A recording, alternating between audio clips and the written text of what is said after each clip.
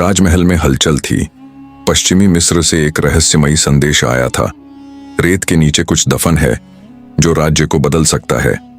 राजा बीमार थे और दरबार में डर का माहौल था। मंत्रियों को लगने लगा था कि कोई विद्रोह भी हो सकता है, लेकिन क्लियोपेट्रा शांत थी। सिर्फ 15 साल की उम्र में वह हर दिन दरबार जाती, मंत्रियों की बातें ध्यान से सुनती, फिर लाइब्रेरी में जाकर पुराने नक्शे और ताड़पत्र पढ़ती। हर रात दियों की मंद रोशनी में वह अकेली बैठकर इतिहास की पंक्तियां पढ़ती और उनके अर्थ समझने की कोशिश करती। एक रात किताबों के बीच उसे एक ताड़पत्र मिला जिस पर लिखा था, जहां 3 रेखाएं मिलें वहां नीचे सोने की नहीं, सच्चाई की गहराई छुपी है। अगली सुबह क्लियोपेट्रा सीधे मंत्री परिषद में पहुंची। सब उसे देखकर चुप हो गए। उसकी नजरों में आत्मविश्वास था।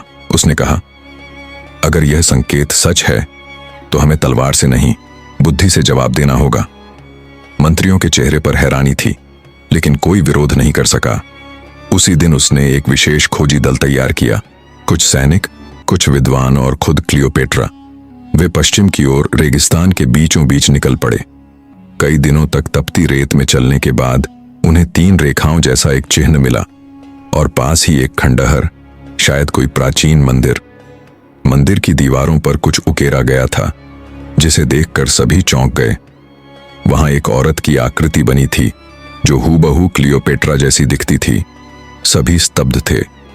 क्या ये कोई भविष्यवाणी थी या अतीत की कोई गुप्त चेतावनी? क्लियोपेट्रा कुछ देर उस दीवार को देखती रही, फिर मुस्कुराई और बोली, शायद मेरी असली राह यहीं से शुरू होती है।